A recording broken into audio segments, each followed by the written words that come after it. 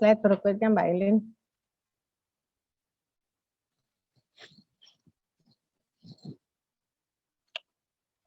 Sistem distribusi internasional. Manufaktur masih terjadi di dalam negeri, tetapi distribusi biasanya beberapa pemasaran terjadi di luar negeri. Kemudian pemasok internasional, bahkan bahan baku dan komponen disediakan oleh pemasok asing, tapi perakitan akhir dilakukan di dalam negeri. Menguntungkan sekali. Manufaktur lepas pantai, produk ini biasanya bersumber diproduksi di lokasi asing, kemudian dikirim kembali ke gudang domestik dan dijual serta didistribusikan. Rantai pasokan global yang terintegrasi penuh. Di sini di sini produk dipasok, diproduksi, didistribusikan dari berbagai negeri yang tersebar di seluruh kota. Maksud saya gini, semalam anak saya di Bandung cerita bahwa dia bisa bukan impor ya, beli makanan nih loh, beli makanan. Kamu beli apa? Aku beli ayam Labaik. Hah, saya sampai terperangah. Labaik yang di mana Yang di Jeddah ya, Bu? Ya, betul. Yang di Jeddah. Yang biasanya di depan masjid itu, di Masjid Nabawi itu juga ada kan? Iya. Iya. Depannya Masjid Nabawi adalah Labaik. Itu bisa. Jadi frozennya bisa sampai di sini dan pakai cukup dengan mencet handphone. Pelayanan dengan partai kecil, artinya cuma 250.000 aja bisa dilayani. Itulah luar biasanya, nggak pakai acara impor, nggak pakai acara ekspor. Tinggal mencet di handphone, udah bisa beli dari mana-mana, gitu kan. Nah itulah, ini menjadi satu tantangan yang luar biasa. Inilah jaringan supply chain yang ke depan yang harus dipikirkan oleh semua industri. Betul. Jadi sistem distribusi internasional itu tidak melakukan sekarang harus perizinan ekspor. Dulu sih susah banget. Harus melakukan perizinannya luar biasa kan. Sekarang sangat bersyukur dengan adanya e-commerce, wah. Nah itu balik pajaknya sekarang pajak rakyat kecil terus dikencengin itu. Pajak penjualan, pajak pembelian untuk produk luar negeri pun sekarang udah nggak kelihatan, nggak bisa dipajakin. Oke, pemasok internasional juga begitu. Bahan baku dan komponen disediakan oleh pemasok asing, tetapi perakitan dilakukan di dalam negeri. Assemblingnya perusahaan-perusahaan di Indonesia banyak assembler aja, tetapi semua bahan bakunya dari luar negeri bisa dikombine. Itu poin yang saya kedepankan di sini adalah betapa e-commerce itu memberikan satu hal yang menjanjikan dalam kaitannya supply chain management. Itu yang poin yang ingin kita bahas bersama-sama. Jadi rantai pasok global itu terintegrasi penuh. Di sini produk dipasok, diproduksi, dan distribusikan oleh dari berbagai fasilitas yang tersebar di seluruh dunia. Lanjut Mbak Rosa. Oke. Kekuatan pasar global. Kekuatan pasar global itu melibatkan tekanan yang diciptakan oleh pesaing asing, serta peluang yang diciptakan oleh pelanggan asing. Jadi pasar global itu tidak bisa kalau individu atau antar tetangga atau ya regional lah. Sekarang sudah melibatkan kompetitor asing.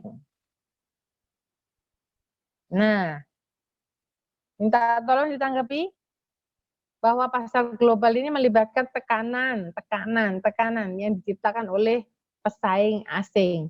Kadang-kadang peluangnya pun diciptakan oleh pelanggan asing. Bagaimana dengan kita? Bagaimana dengan industri atau produksi lokal?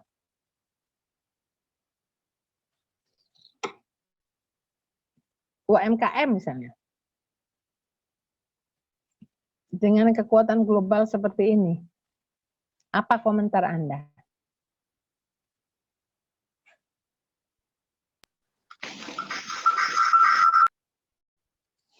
Mbak Rosa lagi. UMKM harus membuat strategi marketing, merubah strategi marketingnya juga, Bu, dengan sistem menggunakan media sosial, Facebook dan lain sebagainya ya. Jadi harus improve dari jadi konvensional jadi lebih e-commerce lah gitu. Ya, sekarang UMKM pun harus e-commerce. Butuh peran kita bersama. Kalau kita tidak cinta pada produknya UMKM, ya sama aja. Kasihan juga UMKM itu, ya. Jadi saya promosi produksi lokal ya.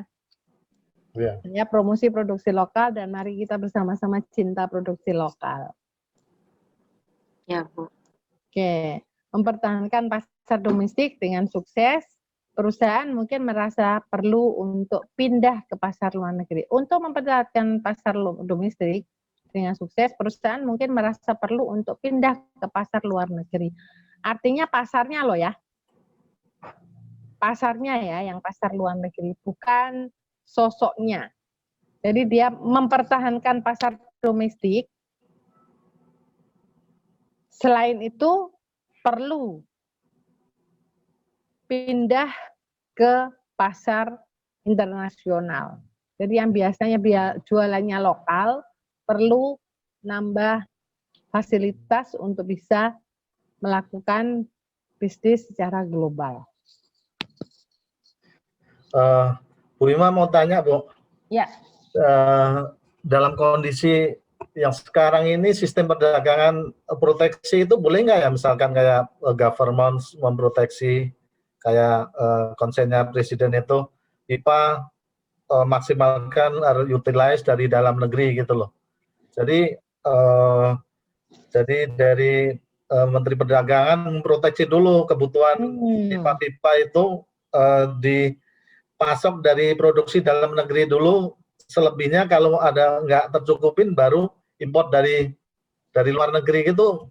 Bisa nggak ya itu ya, Bu ya? Harusnya bisa. Harusnya bisa. Kembali lagi ke sektor politik. Harusnya bisa dan sangat bisa. Sekarang garam. Ini mahasiswa saya si Yudiansa 3 semester yang lalu kan dia perusahaan garam. Iya. Dia bingung dan kesulitan, curhat juga. Aduh harus gimana ya Bu? Garam ini. Jadi kalau dibilang coba kamu cek kualitasnya, coba kamu cek dengan apa ya kemarin saya bilang ya termasuk ke kualitasnya. Garam itu sebetulnya tanpa impor sangat amat cukup. Tetapi kenapa kok harus impor garamnya? Balik lagi ke faktor politik. Jadi kemarin itu coba Yudi coba cek garam yang kamu punya. Apakah dari sudut kualitas boleh dibandingkan dengan produk yang akan diimpor itu sendiri? Bandingkan. Coba kamu kaji. Ya. Ujung-ujungnya ke faktor politik. Saya nggak mau bahas yang itu. Jadi kita bahas bahwa logistik pun harus terkait dengan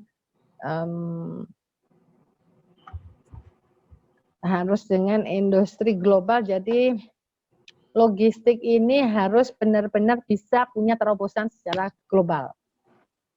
Poinnya di situ. Poinnya di situ. Oke, lanjut. Sekarang ini benar-benar ini loh ya. Harus hati-hati dan ngerti. Itu. Oke, lanjut.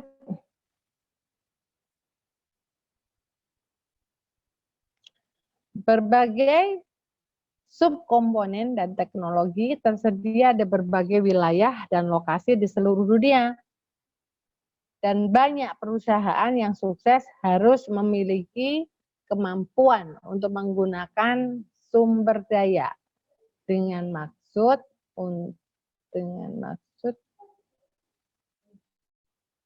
sumber daya dengan cepat dan dekat. Oke. Tersedianya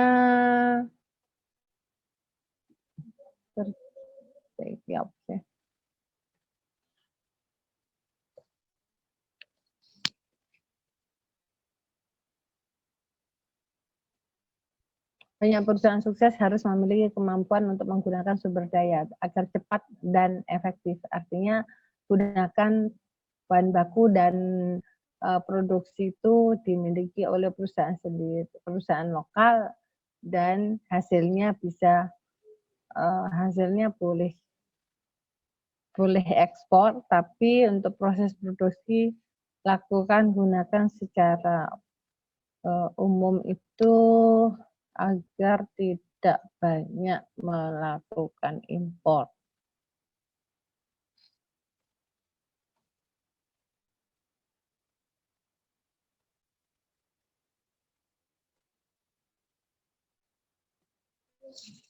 Enggak, makasih ya.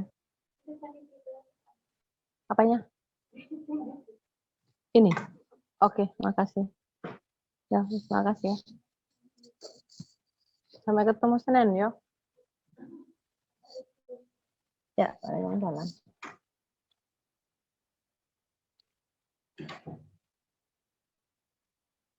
Berbagai sub-sub komponen dalam teknologi gunakan hal-hal yang sifatnya lokal biar cepat dan tepat, efektif, tidak banyak waktu tunggu. Itu secara awal sebelum kondisi e-commerce.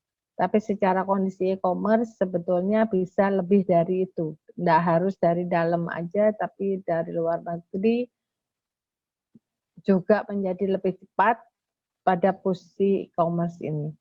Apa yang dianjurkan, apa yang disarankan kepada pihak pengusaha dengan kondisi seperti sekarang? Saya tanya, ada dilema. Bu, pakai lokal lebih mahal. Terus apa yang harus dilakukan? Kasih komentar.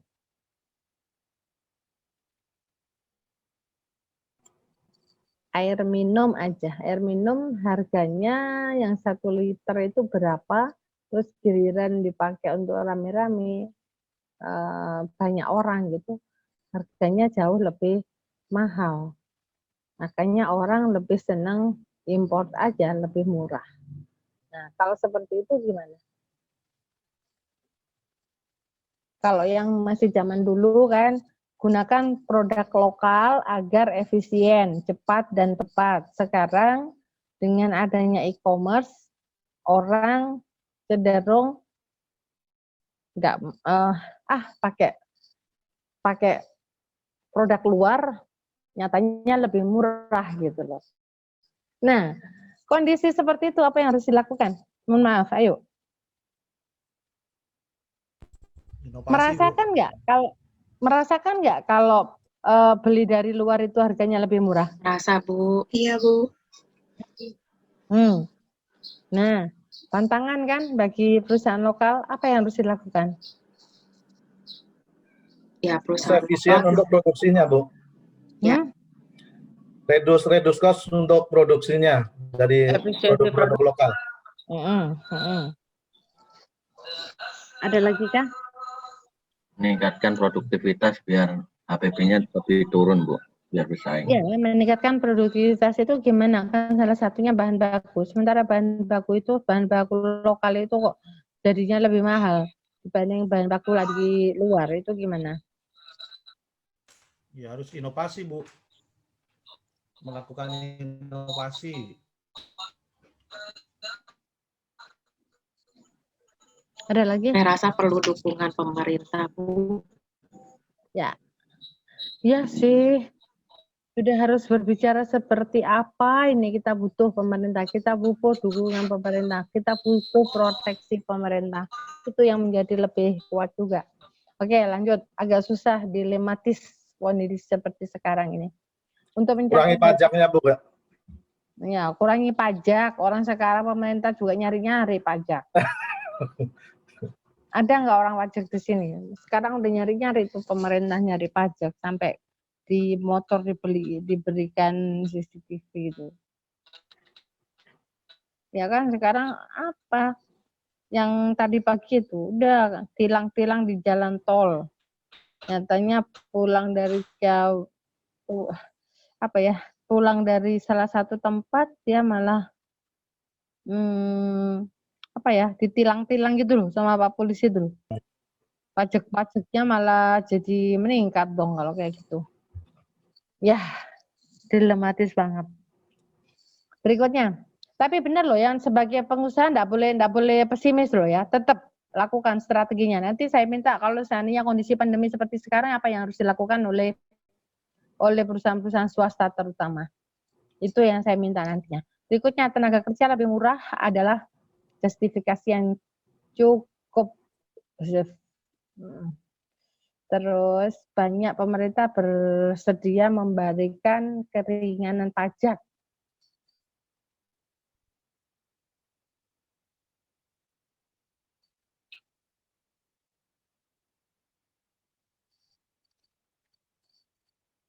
Kalau produsen menggabungkan diri, ada komunitas pengusaha, ada komunitas apalah macam-macam untuk kegiatan bisnis. Kemudian ada satu yang nggak bisa dia, ada satu orang, satu pihak, dia akhirnya membuka jaga sendiri. Kok jadi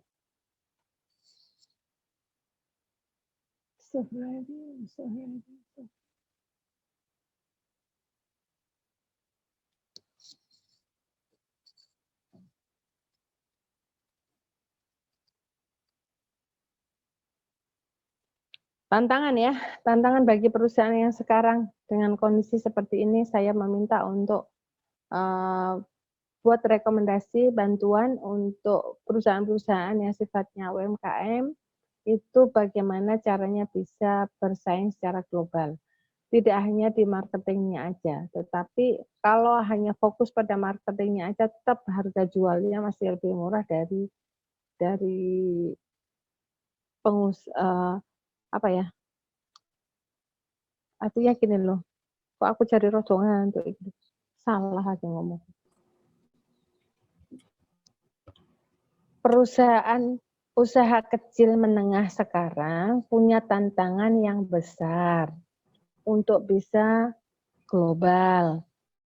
Karena banyak kompetitor yang lebih murah. Dari ongkos produksinya pun lebih murah.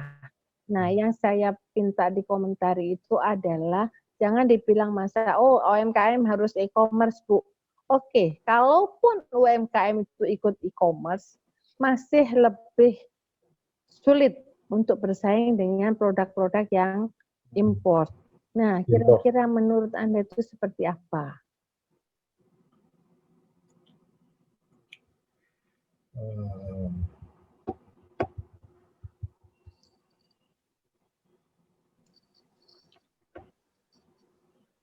Jadi UMKM itu menjadi lebih sulit. Dari satu sisi didorong habis-habisan untuk bisa eksis.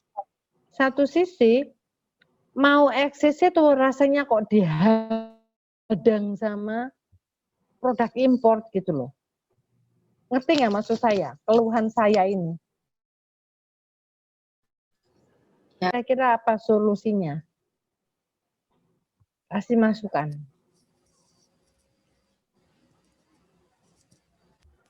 Mungkin membutuhkan kebijakan dari pemerintah ya Bu ya untuk membatasi produk luar negeri gitu. Iya, tapi apa? Mungkin misalkan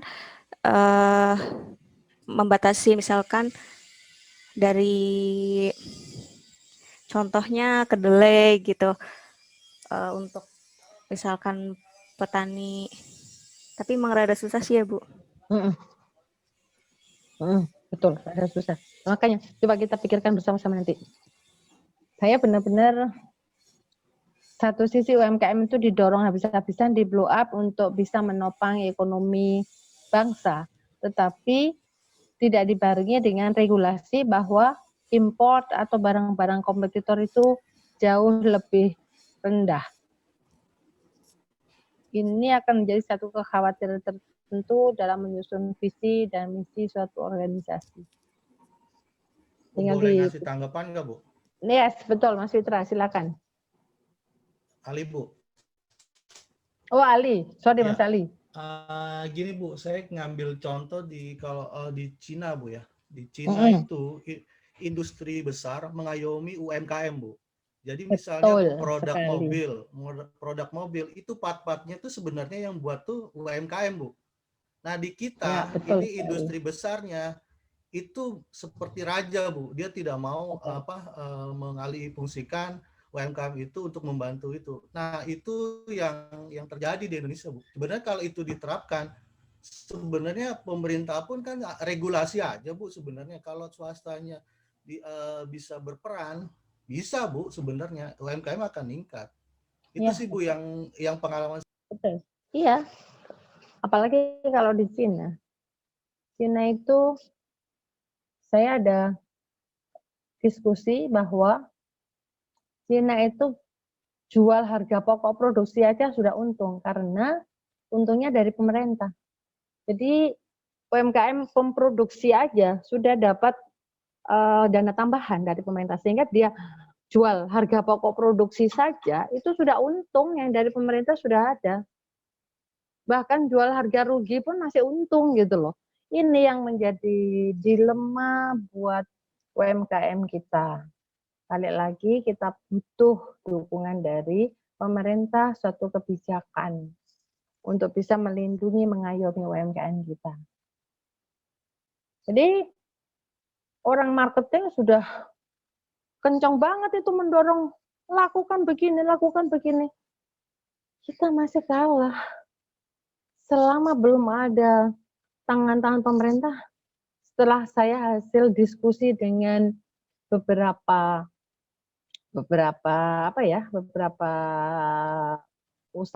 pengusaha yang pengusaha kecil menengah gitu, itu ya itu keluhannya. Nah, coba nanti kita pikirkan bersama, yang kita sebagai akademisi bisa memberikan suara dari hasil riset. Coba dibantu juga siapapun bisa membantu riset untuk UMKM dan kompetisi global UMKM gitu deh. Kalau ada yang bersedia nanti kompetisi global UMKM, barangkali seperti itu bisa membantu hasil buah risetnya itu bisa menjadi masukan buat pemerintah. Gitu ya.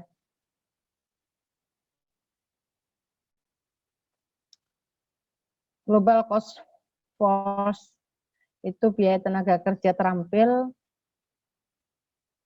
lebih murah, lebih dapat diimbangi oleh peningkatan biaya lain. Kemudian tenaga kerja lebih murah adalah justifikasi yang cukup untuk manufaktur dari luar negeri. Banyak pemerintah bersedia memberikan keringanan pajak untuk pengaturan pembagian biaya dan menurunkan biaya fasilitas baru. Harga pemasok dan joint venture berbagi biaya dapat menentukan jenis keputusan ini. Nah, masih terkait dengan biaya-biaya yang terkait dengan kegiatan produksi dan distribusi ya.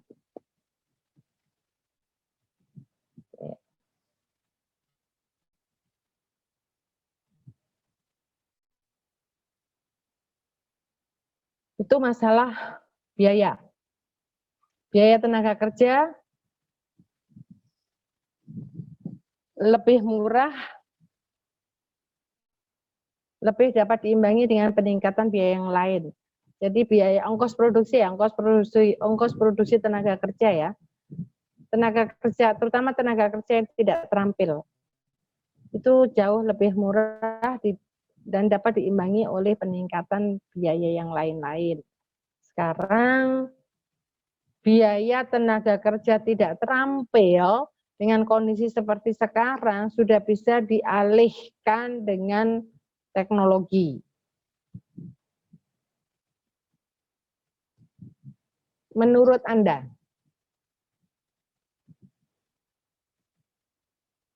lebih memungkinkan mana Anda memangkas tenaga kerja tidak terampil dengan memasukkan satu teknologi baru, ataukah tetap mempertahankan tenaga kerja tidak terampil? Artinya gini, kalau teknologi menggantikan baru, Bu. ya teknologi baru, selama tidak ada undang-undang yang menjerat, ya, lebih baik menggunakan menggantikan dengan teknologi baru. Dulu kan ada, tapi nggak tahu, sekarang sepertinya sudah mulai bergeser karena banyak industri-industri sudah menggunakan alat-alat teknologi yang bisa menggantikan tenaga tidak terampil. Oke, lanjut. Mudah-mudahan menjadi lebih baik, pokoknya itu aja dalam kegiatan bisnis. Nah ini politik dan ekonomi force. Perjanjian perdagangan regional dapat mendorong perusahaan untuk melakukan ekspansi ke salah satu negara dan kelompok regional. Kemudian tarif dan kuota akan mempengaruhi apakah yang diimpor, mempengaruhi apa yang diimpor dan dapat menyebabkan perusahaan memutuskan untuk memproduksi di negara atau di wilayah pasar. Sekarang banyak, terutama Toyota. Toyota itu kan hampir di tiap negara juga ada pabrikannya.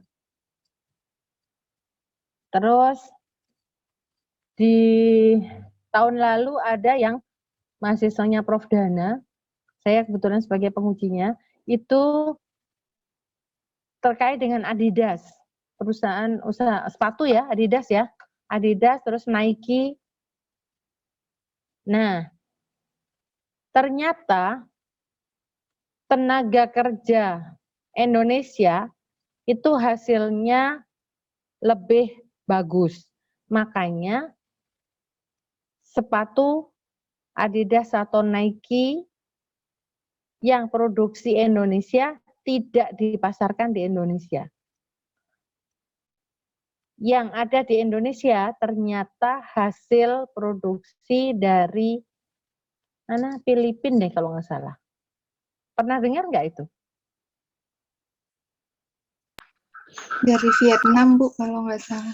Oh iya, dari Vietnam ya. Iya, jadi artinya yang dari Indonesia tidak beredar di Indonesia karena kualitasnya jauh lebih bagus.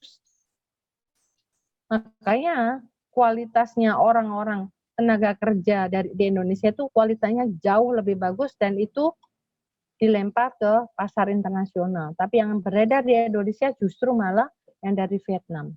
Itu artinya bahwa ekspansi ke salah satu negara atau kelompok regional sangat memungkinkan. Terus perusahaan memutuskan untuk memproduksi di negara atau wilayah pasar itu sangat memungkinkan. Apalagi contohnya yang perusahaan yang memproduksi, jadi ini terkait dengan pendistribusian, terkait dengan kaitannya logistik atau supply chain itu sendiri, bahwa keputusan yang diambil harus seperti apa dalam rangka meningkatkan profit. Memilih gudang produksi di dekat wilayah pasar atau di negara sendiri. Gitu ya. Memutuskan produksi di negara atau wilayah pasar. Kalau ada perjanjian secara antar negara itu enggak masalah. Gitu. Kebijakan pemerintah akan pengadaan dapat mempengaruhi kemampuan perusahaan internasional agar dapat sukses di berbagai pasar. Itu sangat menentukan kebijakan pemerintah. Oke, lanjut. terkait dengan risiko. Oke, Mbak Rosa. Lanjut Mbak Rosa, risiko dan keuntungan rantai pasok internasional.